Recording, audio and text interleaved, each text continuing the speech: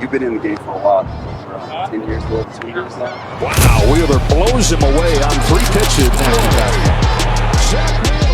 How did you come up with the routines from whenever you were younger, like when we were playing with the Mets together, and now how has that changed? I think it's just open ears. You know, it starts in the minor leagues, pitching coach, strength coach, even the training staff in the training room.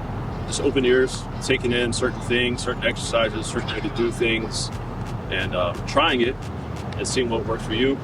And then, you know, if something doesn't work, at least you're respecting the person, listening, trying it, and then just kind of letting it go out the other year. But at least you're giving it a try. It enables you to pick up certain things that work for you and make it better.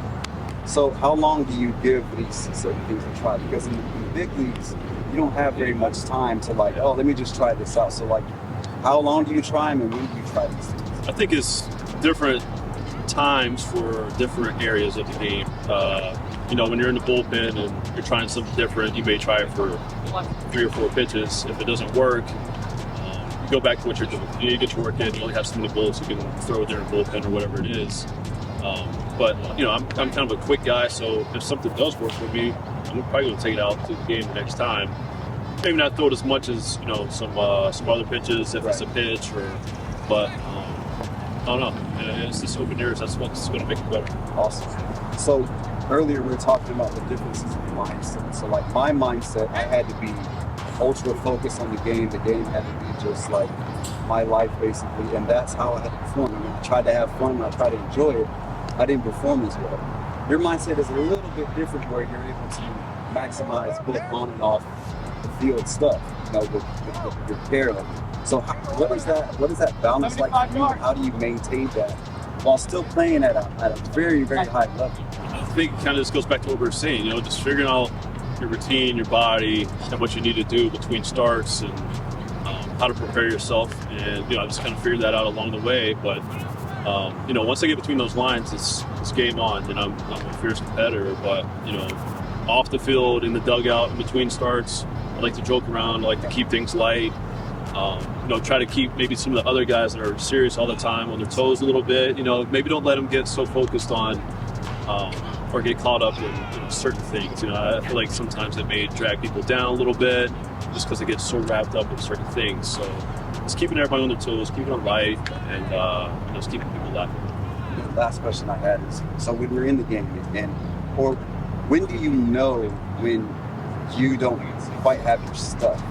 And second part to that is, what do you do when you don't have your stuff and something's not quite working and you're already in the game? Yeah, for starters, it's a little different than, you know, when you're in the bullpen.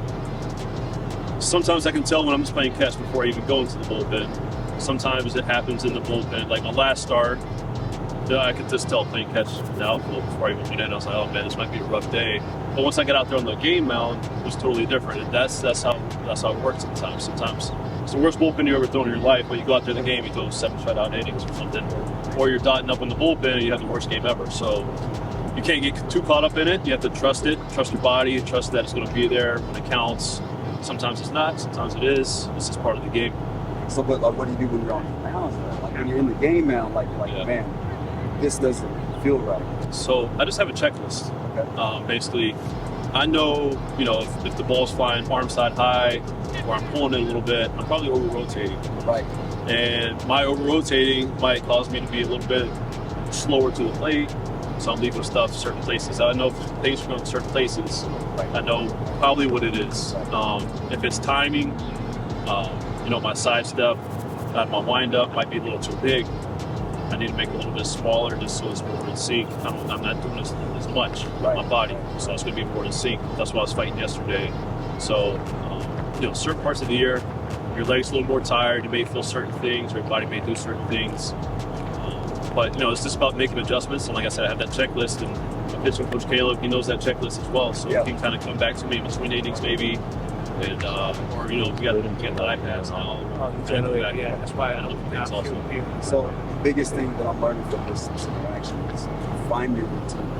Because even when you're on the game now, you go back to your checklist because you have a routine that gives you that checklist to go through. And that's one of the reasons why you're the pitcher that you are. You're out there dominating.